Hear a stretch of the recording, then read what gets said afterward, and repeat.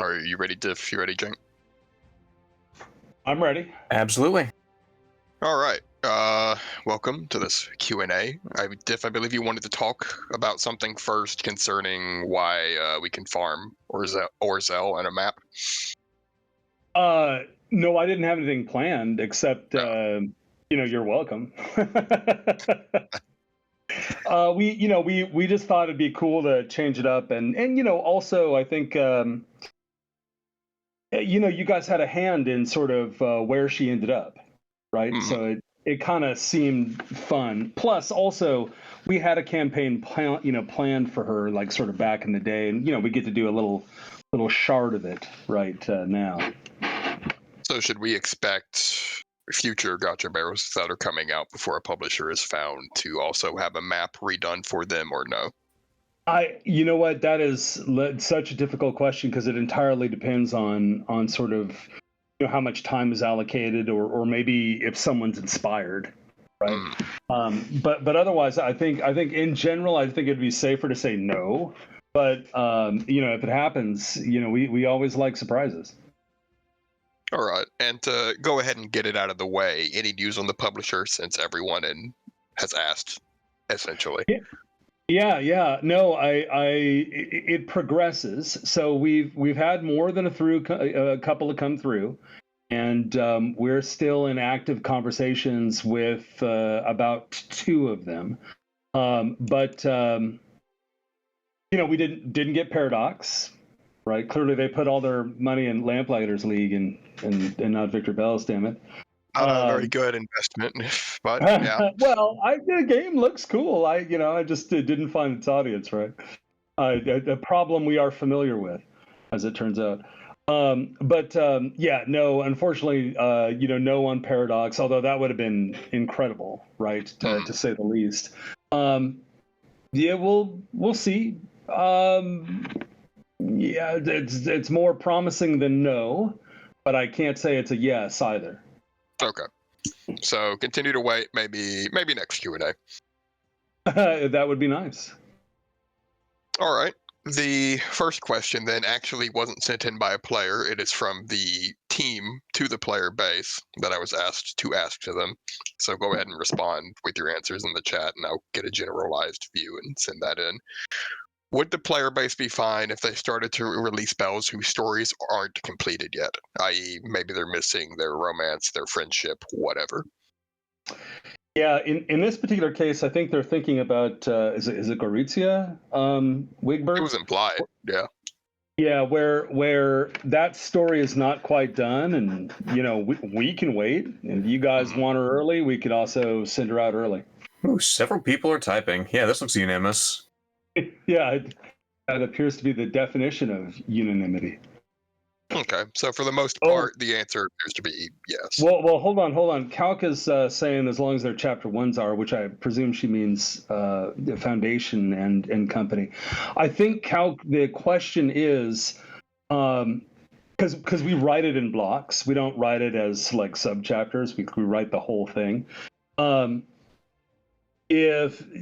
I think the question here is, we've seen some instances where it's delayed for whatever reason, and the bell could go out, but her story is kind of still waiting to be finalized, waiting to be edited, waiting to be sort of input in the format that the game uses, etc. Would you guys prefer that we wait until it's totally complete, or do you want to play around with the bell before her story is ready? And that's the question at hand. So the scenario would be their chapter ones maybe aren't complete, Calc, in that scenario. But anyway, it still looks unanimous. But yeah, I'll keep an eye on chat and try and get a gauge of what the general feeling is, and then report back to Yami with what I've found. Okay. Yeah, Yami is the one who she'd want to know that. Yeah. All right, then we'll go to the first actual question that's been sent in. It's from Horse Memes, and I was obligated to report this one verbatim. Where's the gosh diddly darn reload / hit chance fix? Gosh diddly darn. Well, actually, I chatted with him this morning to double check what reload hit chance fix he was referring to. In this scenario, what he's talking about is some of the effects that are on, for example, a director or a range keeper are meant to affect the closed system that it's attached to, so the gun that it's attached to. And in some cases, that is not operating correctly. So there is a fix. We did a design for that. Actually, we did a design for that, I think, maybe 2 months ago, that would correct it. There's a little bit of surgery in that, but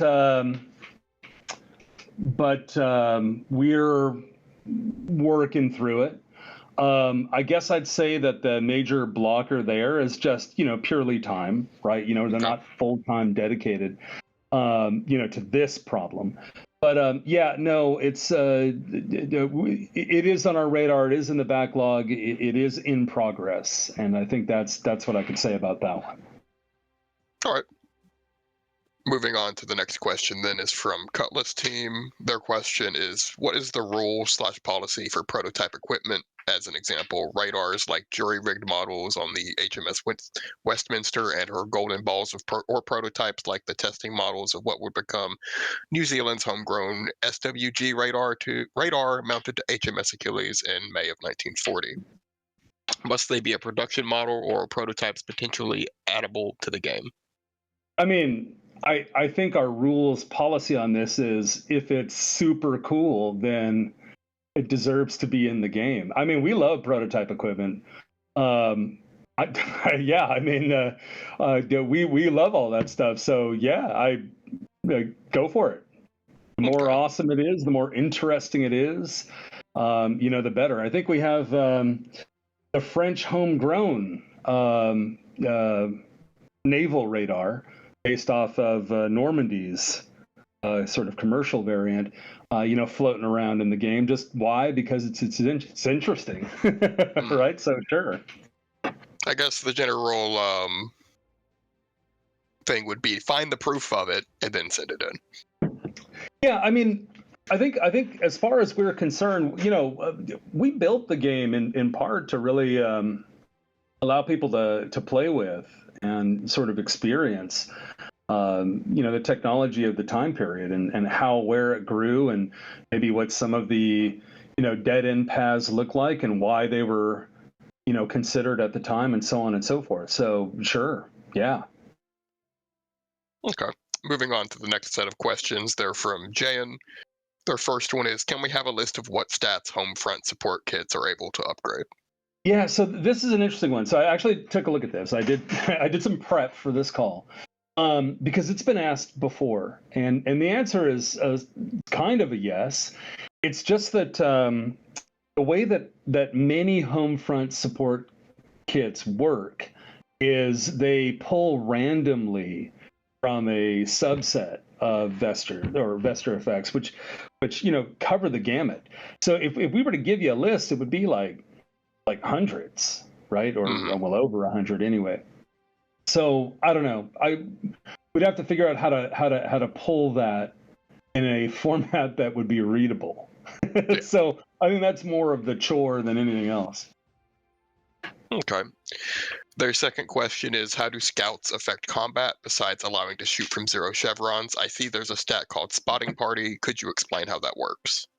Yeah, sure. So in the real world, the allure of scouts was that you could see the pattern, the distribution of the shots, across the enemy ships far more clearly than you could from the surface. And as a result, it would help you dial in sort of your center of probability onto the enemy ship far more quickly, and then allow it to remain there far more steadily than you could just from a sort of a surface view where you're really having to, sort of gauge distance without a lot of information. So your spotting party basically replaces the measurement of distance from your ship to the enemy ship with something that has less error. And so, especially at a distance, it can be, pretty effective, like a couple percentage points base higher than you would normally expect. Hmm. All right. Their next question is, how can we tell when the director is being used for shooting instead of the RDF and vice versa? Yeah, there's nothing visual, unfortunately. That's a solid point, right? Hmm. If you're familiar with the weather, then you can kind of intuit that if you're in misty conditions and you're shooting at anything above brawl, you're definitely using your RDF for that. Obviously, it gets a little dicier when it comes to sort of like the middle weathers where your vision is occluded by spray or particles in the air. But you're still firing, right? Yeah. But it's a solid point. Like visual feedback in that area would be, I think, very useful. That's a good ask. Right, but currently there is no real way of telling beyond obvious weather conditions. No, if you kind of know the weathers and you like are paying attention to the distances, then you can kind of ferret it out. But otherwise, yeah, unfortunately, or if it's night, right, and you're firing, at a decent distance, that's your RDF talking. Okay. Moving on to the next set of questions, then these are from Free Jones. Their first one was about the publisher, so we'll skip that. Second one is the metagame has given considerable autonomy to the players since the volunteer team took over. Some of this includes seeking information for our long-term goals that may not be accessible or known, such as the status and number of Japanese shipyards and dry dock slipways. Do you have any guidance to both the players and DMs about how to tackle these questions? Yeah, I mean, first of all, we always went down the side of how close could we get to the actual conditions, right? And so we built up a library to do that. You guys may not have that library, which is fine. I think you could probably make a reasoned guess that anywhere there's a Japanese naval base, there's likely to be an associated dry dock of some type. Right, and then you could infer based on where ships were built, sort of the size, right, and the capability of that dry dock. And if you really wanted to get into it, you could figure out who's building in parallel, and then you can figure out the number of slips, right, that were dedicated to the purpose. So all that information is out there, depending on how deeply you want to go. If you want to go more simply, I just look at the major naval bases and kind of make something up from there. The only thing that I would suggest here, anytime you're playing a game of this type with this many nations, is that if one person is not going to do the research, right, because they can't get it or it's very difficult, then I would use a rule set that is applied equally to everybody, even if that contravenes like history. Simply because it'll become increasingly, sort of less fair. That said, we did put in options where you could build your own stuff or cause to be built, right? New dry docks and whatnot, and you guys can always use that to sort of even the odds. Mm-hmm. Okay. And their next question is, many players have expressed uncertainty towards the future of the metagame in regards to what our capabilities as players in our nations will be, or the world will no doubt get worse before it gets better. Should players expect to be able to effectively fight as an industrialized nation, or is the story going to shift near exclusively on bells? You know what? I think I have to give that question a Corky. Hi.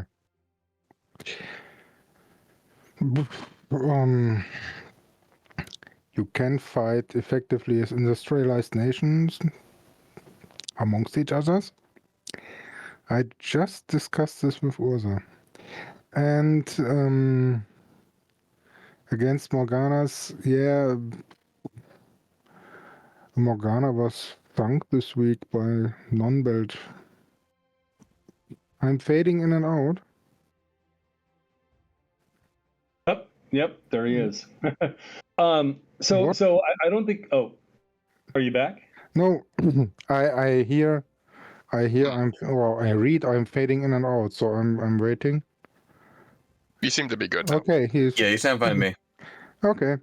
So, yeah, we have kind of an, yeah, let's say it takes 3 normal ships to take down 1 normal Morgana. But that's not a fixed number, it's more a feeling. So yeah, you can spam them with mundane Fletchers if you want, or with mundane U-boat fleets in the thousands. It will work out somehow. But is it effective? No. Um, so having some ship anywhere is better than having no ship anywhere. Okay. And their next question is, some have described VB as a Lovecraftian horror story. What does this mean to, well, I guess the writing team now and anyone else that would like to So comment? in places, I think we flirt with those themes, but on the whole, I would say absolutely not. I will drop in the chat here. If you got like a weekend free, Lovecraft wrote a whole essay, Supernatural Horror and Literature, on this subject. And it begins, the oldest and strongest emotion of mankind is fear, and the oldest and strongest kind of fear is fear of the unknown. So Lovecraftian horror is not necessarily tentacles or body horror or even necessarily space, as much overlap as there is with these things. It deals in the unknown. It deals in forces beyond our perception, certainly beyond our comprehension, if at all we perceive them. So it's our insignificance that horror is derived from. It is our powerlessness, and the fact that moments when we can crash a boat into Cthulhu's face are few, far between, and they don't help.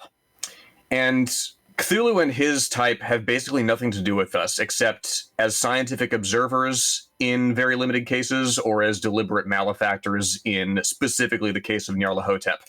The Morganas, conversely, have everything to do with us. Their greatest strength and their greatest weakness is that they have to turn us against each other. In that dynamic, there is despair, there is also hope, and there is no hope in Lovecraft. I All did right, not know about the no hope part. Yeah, I don't know how you can follow that exactly. That was pretty comprehensive. that was pretty good. I think that accurately answered the question. Yeah, I just looking at the writer guide for this one, I think the biggest inspiration we wanted to take was pulp, right? So that kind of figures. That doesn't mean that there isn't room for those themes, as Jank noted, but I wouldn't normally say VB is Lovecraftian. Okay. There is some stuff we certainly leave to speculation. Yeah. Moving on to the next questions then. They start from Robinson. First one is, how is everyone doing? Well, I'm less busy. It's nice. I have a cat in my lap. I have a sweet whiskey flavored candle burning, and I'm drinking tea. It's Nice. my weekend. Nice. All right then. I'm fine. There we go. Second question is, what's the name of 39 Ton's friend in the dry dock? You know what? Somebody asked this last time, and I said that I would go back to Yami and ask, and I didn't. But she responded in the chat. It's like Elisa, or I can't remember. They all have names, but yeah, I got nothing. I'm sorry. Maybe Yami is in the chat. We can maybe type I'll it. ask Gabby later. Yeah. And their third question is, are Mirrored Bell Awakenings canon? For example, Lamalin's revival from being sunk. Is that something that will be explained in universe, or will it be an act of God?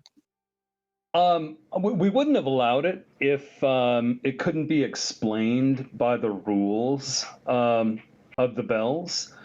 But I think I think those rules are decently hazy at this time, right?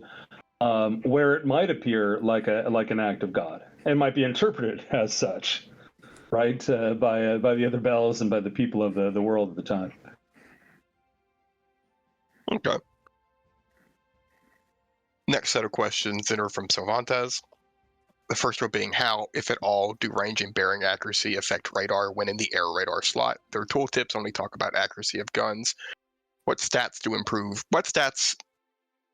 performance of air radar?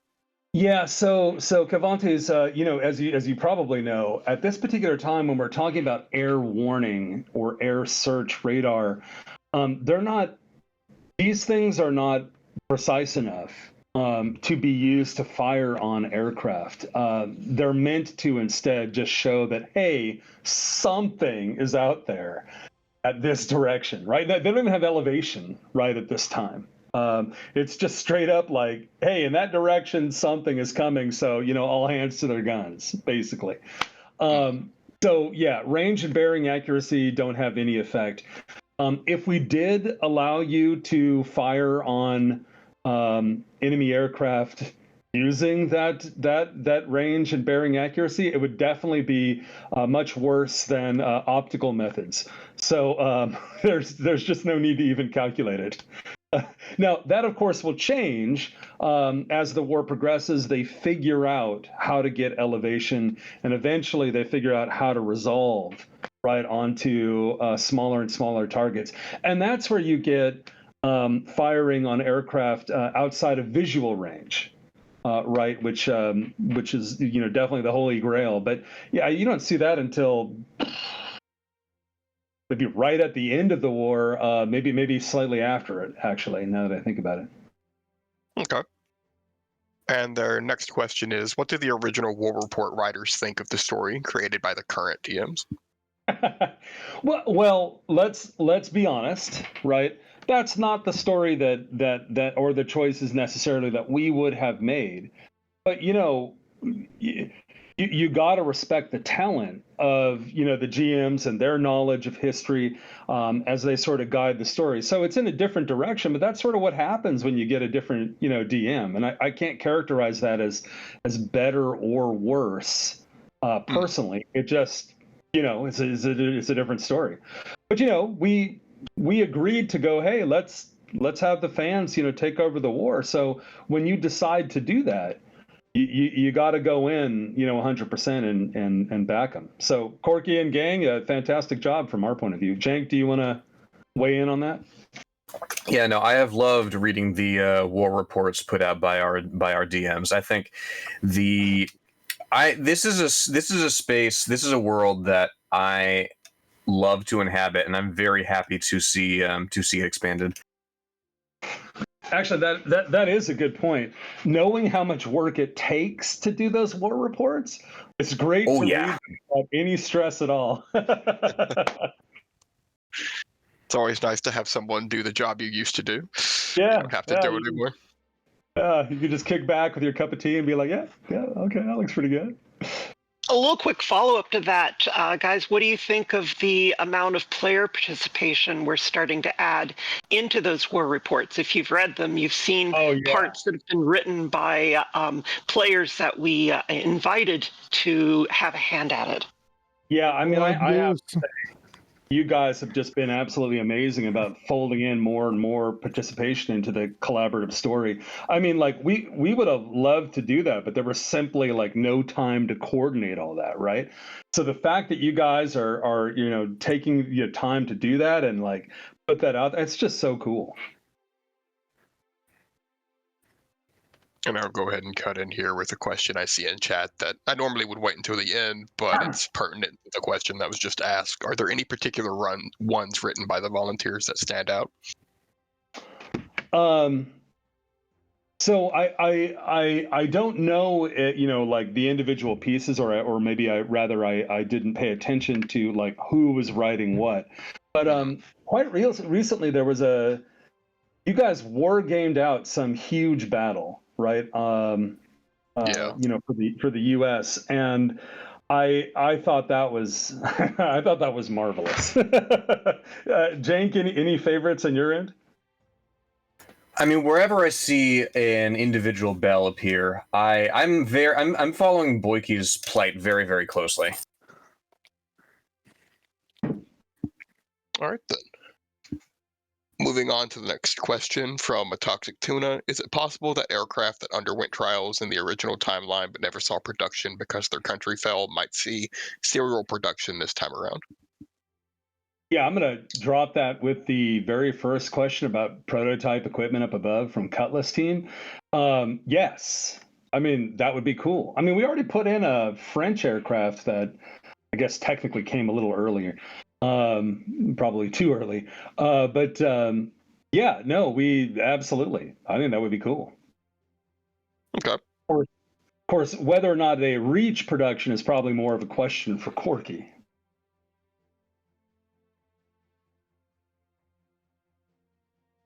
Oh, hopefully they reach production. The next question is from Uber Random. Next two questions, actually. First one being, did the devs expect to see the current level of gear optimization from the community? Was higher difficulty content designed with anything like this in mind? Yes, we absolutely expected this kind of gear optimization. That's why we went this detailed, right? Like, just, it's so fun and interesting. And yes, a lot of the sort of upper tiers, like for damage and whatnot, were done specifically so that you guys would be competitive at, like, for example, level 200. Now, whether or not the balance is right, yeah, that's another question. Right. But yeah, absolutely, we had that in mind. So I think that feeds directly into his number 2 about the small caliber guns and crafting 2.0. So obviously, at this moment with major enhancements of that type, right, sort of being paused, like, we'll just have to find out. But if the community has begun to congeal around some significant outliers that they would like to see, sort of tamped down. Yeah, I mean, it's not too much effort there. I mean, there might be a question in the back of our minds like, hey, have we really vetted out the balance here? But I think it's okay to get some community input there and try it out. So yeah, if you want to nominate some stuff, I don't know, Wigbird, if you're the right person to sort of collect that, but if you want to nominate some stuff, we could definitely kind of kick it around the table and see if we want to make some changes. Sure, I'm already technically still community ambassador, I think. No one ever told me I didn't stop doing that, so. I think you have to tell yourself to stop doing that, yes. So yeah, I mean, if anyone has any suggestions for that, feel free to send me to them and I will forward them to whoever needs to see them. The next set of questions are from Alex. The first one being, were certain nations, such as France, who only has 10 destroyers left in construction, but 20 plus slips open for construction, be allowed to lay down more vessels to replace losses? Also, as an add-on, will we be able to design our own based on experience against both enemies, like the Germans and the Morgana? So the first part of the question, will they be allowed to lay down more vessels to replace losses? I think that's a Corky question. So I don't know if he wants to respond there or not. Yeah, I can respond there. If you lay them down, you lay them down. If the Germans capture them, they have 20 more destroyers. Chilling. Absolutely chilling. And then the second part of that, will you be able to design your own? Well, you know what? I mean, of course, you can, right, already take your existing destroyers and modify them to apply whatever lessons you think are most relevant. So in that regard, yes, of course. As to describing new classes, I mean, it's knowing our Victory Bells crowd. I mean, a lot of us here, right, have tried our hands at designing naval ships just for fun, right? So, from my point of view, I mean, the more flavor you inject into that, the better, right? Sure, that sounds awesome to me. I can't say I've noted a number of the communities on the Discord have been getting into that sort of idea of designing their own sorts of things and perhaps posting those towards the various DMs. I mean, what is this game for if not like, playing with World War II technology? So yeah, it makes sense to me. Yeah, I have an add-on to that. I got asked today for the 100th time about can we, I don't know, do some minor technical change here and there, a new design.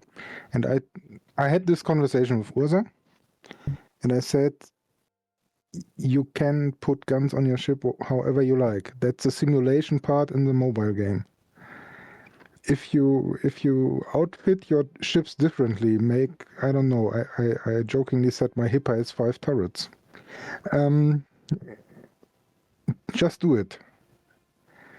It doesn't concern me. The Morgana will adapt eventually.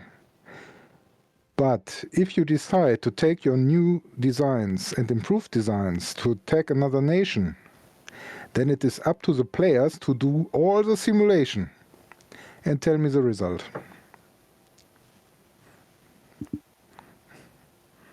All right then. So yeah, it provides what he just posted. Just do it.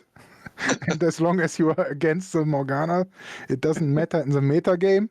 If you take it out on another player nation, have fun with the other player nation and tell me how it went. So do it at your own risk. Fair enough. Their second question is, does the dev team already have a bell designed or an idea for Derflinger? If not, are the French allowed to do it themselves? Spoilers for anyone who has been living under a rock or has just joined. The French are doing something with Derflinger. So I think it's a very open secret. It's official now. We can talk openly about it.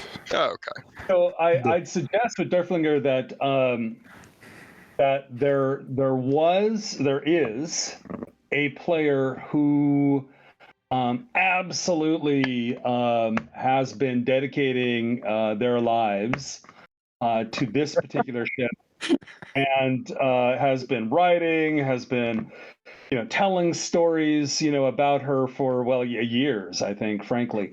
So if it were up to me, I would say definitely we should give that player a shot, since they asked for it over many years. But if sort of the GM community at large is like, hey, that's not coming quickly enough, and we want to do a mural for her, and so on and so forth, then we'll resolve onto whatever the community at large decides. Okay. Here is the problem.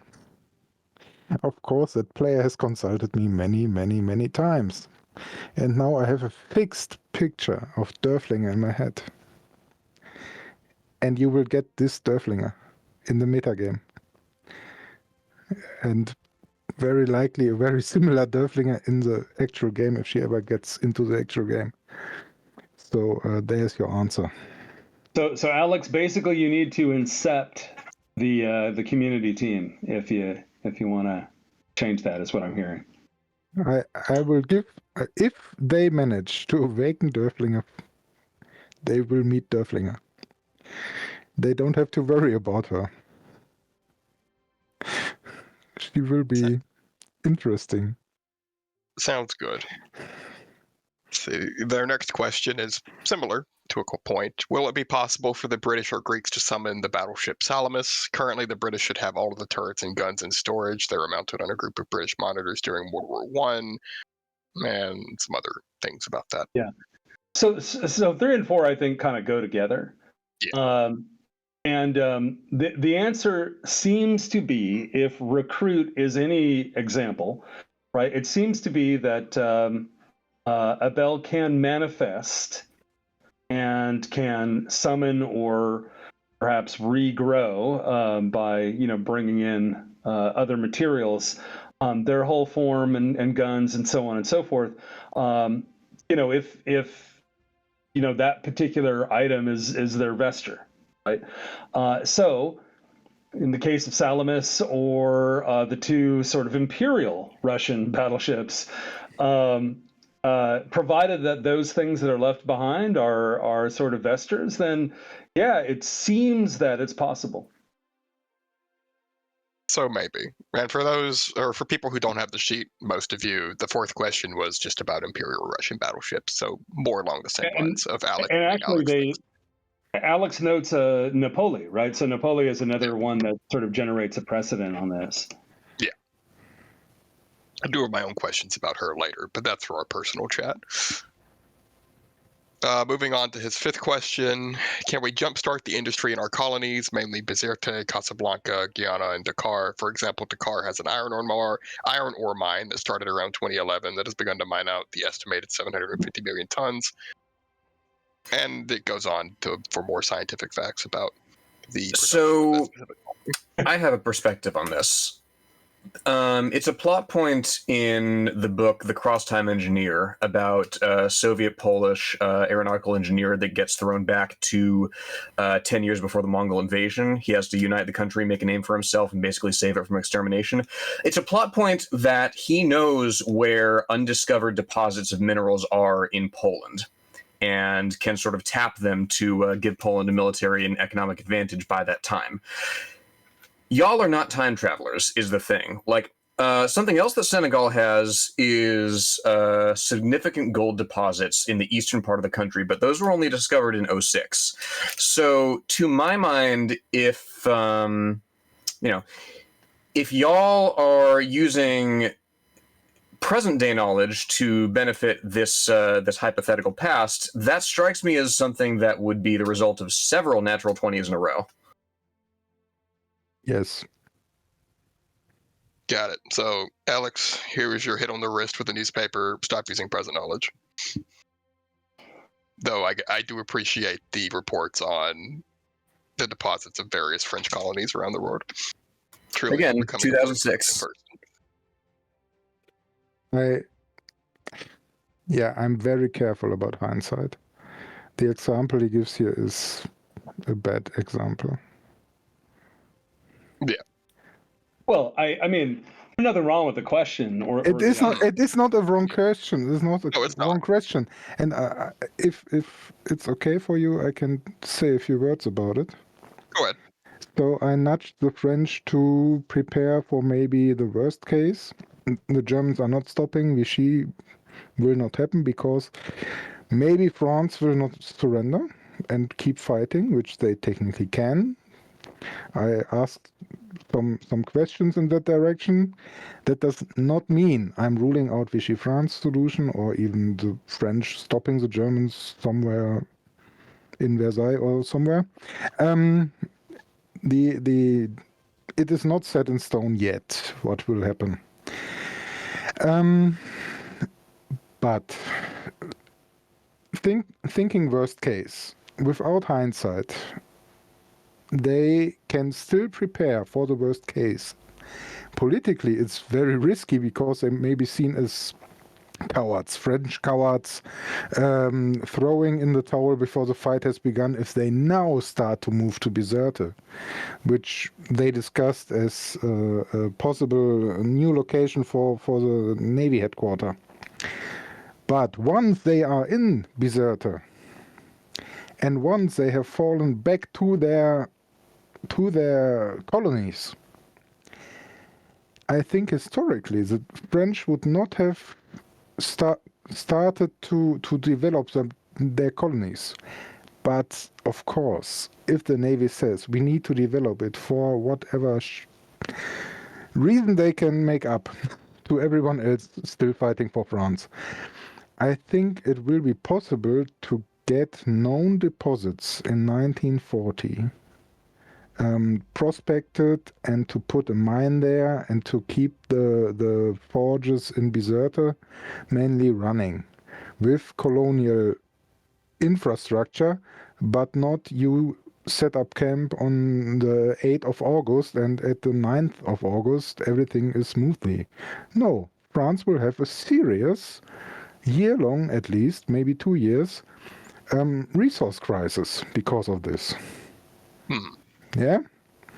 Because it takes time to build a mine, and unlike with ships, I'm actually quite knowledgeable about mines, which I found out when someone talked to me about gun turrets. I remember that conversation. He remembers that conversation. So, yeah, you can. I have no idea what you're doing if you talk to me about ships, but if you start talking about mines, you're in my territory. So be careful. But that's another story for another day. I hope I could get my point across. Yeah. Yeah, I got your point. All right. Moving on to the next question, which is from Wellington. They would like a general update on Renown and Gorizia, if anything has changed since the last time we got an update. Well, I think that the part of the question that we asked at the begining, right? Like, you guys mind if we release them without a story? That sort of tells you a little bit about that. I think Gorizia in particular. I am not sure about Renown. I mean, I think I know, but then the last time I got smacked around, so I'm gonna not talk on this one.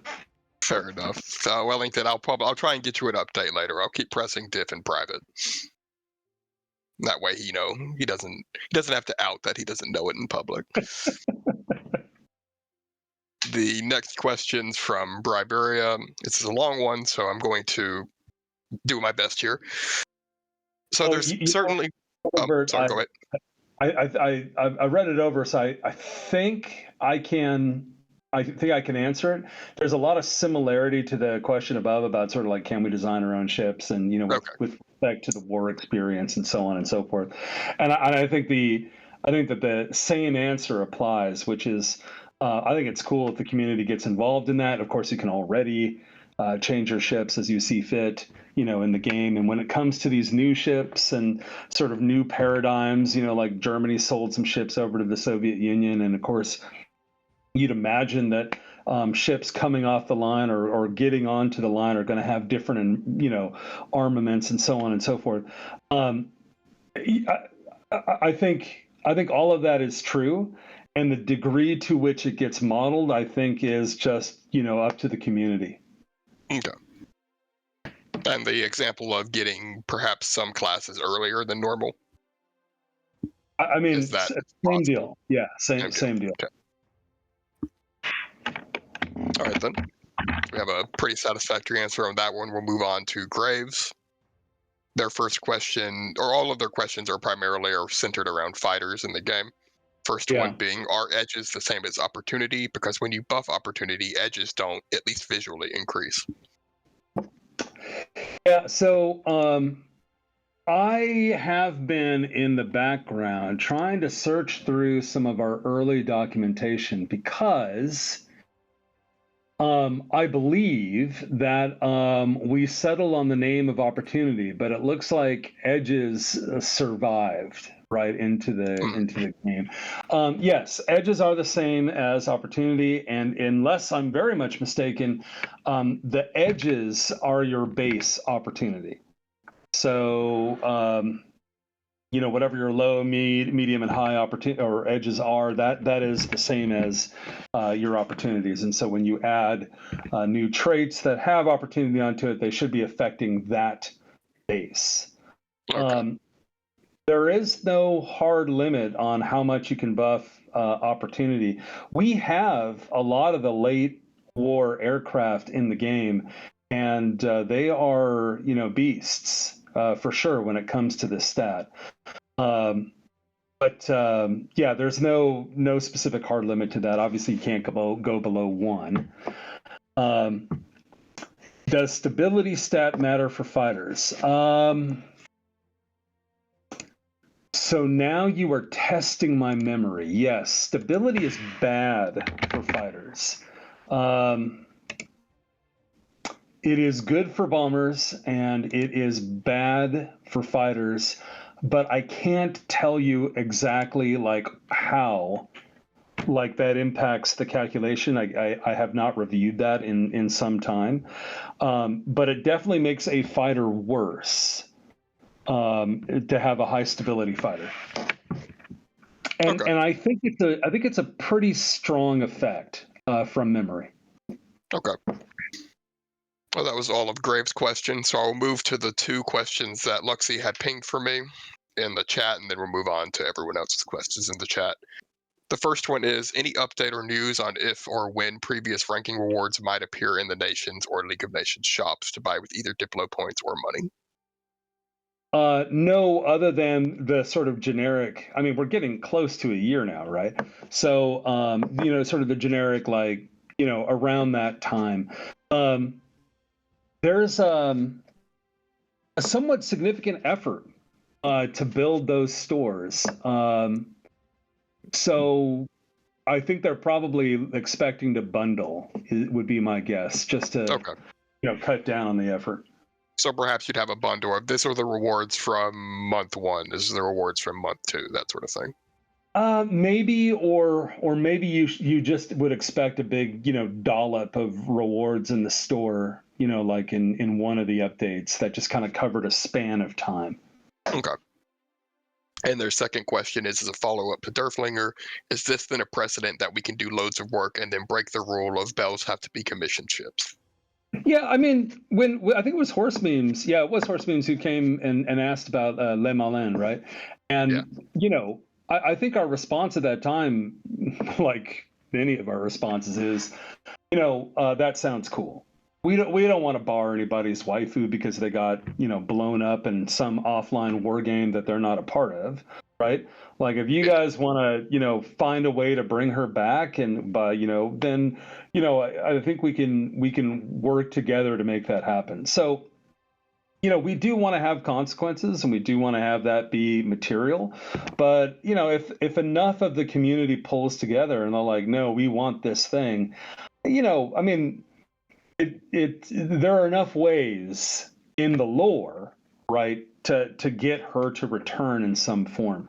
Now, Corky may have a different opinion here. So, Corky? No, it's actually easier to let's say if you only see the mobile game, sure, talk to the staff and to the devs, and if you make big puppy eyes, why not? In the meta game, I'm a bit of you just have to tell me how you get here, how much resources you want to dedicate, how much time.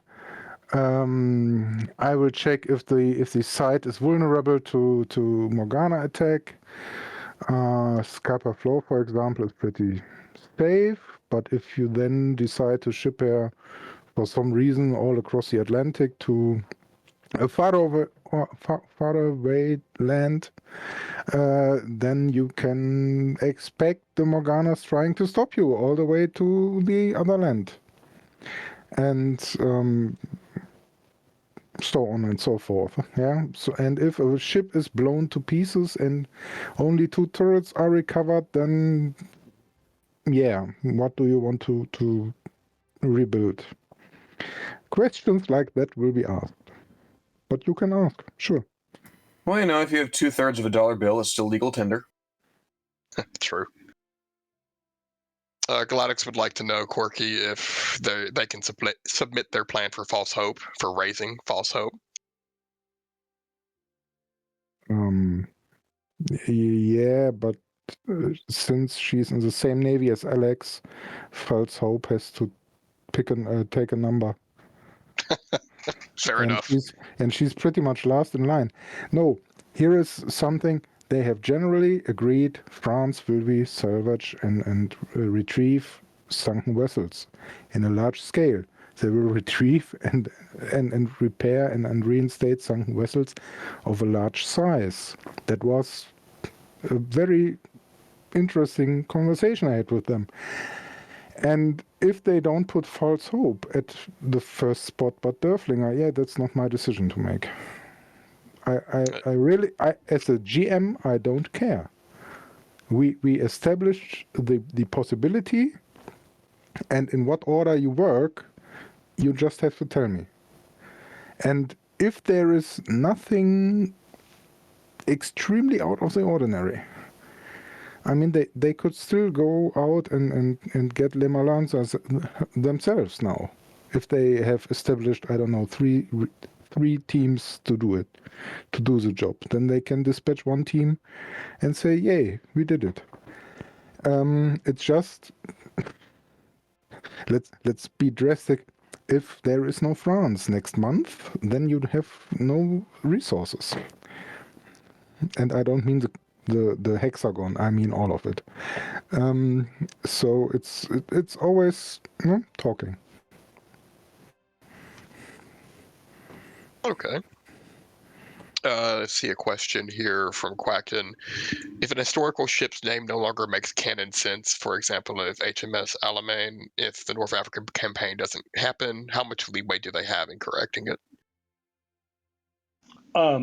I mean, I think Corky is the ultimate arbiter there, but from my perspective, I mean, she would have been named something different, yeah, for sure. Okay. Wait, what? Where? Let me grab the question for you, Corky. Corky, the question is basically, like the USS Midway. Right? There, HMS Alamein. Yeah. Do you want to have a battle with Italy at Alamein for the reason to get the ship, or what is this question? Well, I think the question was, if that battle never takes place, what would that ship named? And will we have the ability, we the community, have the ability to suggest names for her? And yeah, I mean, that seems the reasonable. community should know by now. I mean, the Germans sold ships to the Soviets. And one big plot point was that one set of names was basically we let the GMs decide, or we want to decide as players. And yeah, sure, it will be possible. And the ship will be built. The name will not be available. So sure, I need player input. What do they want? I don't name the Royal Navy ships for the Royal Navy. The Royal Navy names the Royal Navy ships. Yeah, that's my approach. And so far, everyone seems quite interested in it. Okay. Waffle wants to know what's the current status on Tashkent as a bell. If she's even in line yet, is there a plan maybe for what bells might be up and running for the Soviets moving forward? I think again we have to give that to Corky. I have actually not. No one has ever asked me about Tashkent up to this point. I know I have talked about Tashkent years ago when we were guessing bells. And I was wrong. But yeah, what is the current status of Tashkent? Is she in construction? Is she on the drawing board? No. She's currently deployed, I believe. Yeah, she's been handed off to the Soviets. The Soviets have taken possession of her. She is in line to be an in-game bell, as Diff is aware, but that is going to be after whatever happens to the game itself before it would happen, if it does happen with the new people who run it. So Soviets, everything that I had said about Tashkent happening is contingent on whatever the new owners, whenever that happens, were to decide to do with it. But yeah, Tashkent, you actually have it, Soviets. You can use her in the meta. And in fact, I'll give you a little bit of a hint. Next war plans, you will be given the option to build more. Tashkent 1, Tashkent 2, like the British with Pembroke 7. There you go. Just keep naming it Tashkent. It's the easiest thing to do for all of us. Yeah. I wait for everyone to build Pembrokes. Not the ship type, just naming their ships Pembroke for whatever reason. I mean, obviously, every nation needs their own Pembroke. Yeah. And then every nation invades Pembroke. Oh. I know a player who gets very busy then. Several people are typing, so we'll see if we have any more questions, and if it's dying down, then I'll move on to the teaser and the competition announcement.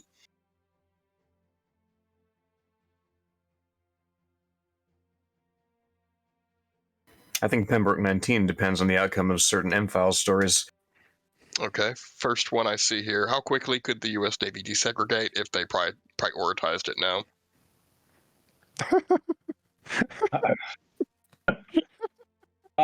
Yeah! U.S. Civil War, no! Ah, beautiful. Yeah, by 1968. Well, we could move on. Yeah, let's. Hey, I answered the question. First one, when will we get to see players like Dan during the War Report? If we ever will get to see players like Dan during the War Report. And then will we be able to see more of the smaller nations react to events in game? Smaller Asian countries reacting to the losses on the American West Coast, and we're reacting to larger scale of weapons of the Soviet Union, et cetera, et cetera.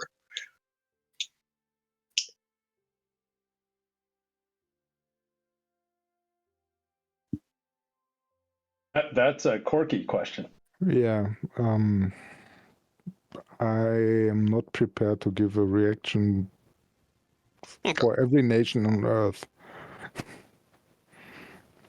But I mean, Argentina reacted this week. Okay. We're all on the edge of our seat waiting for the 16-page war report on Nauru. True. Mess wants to know what are the odds of recovering any of their winter war losses. Several ships were historically lost during it, and many were refloated and repaired over the rest of 1940 and 1941.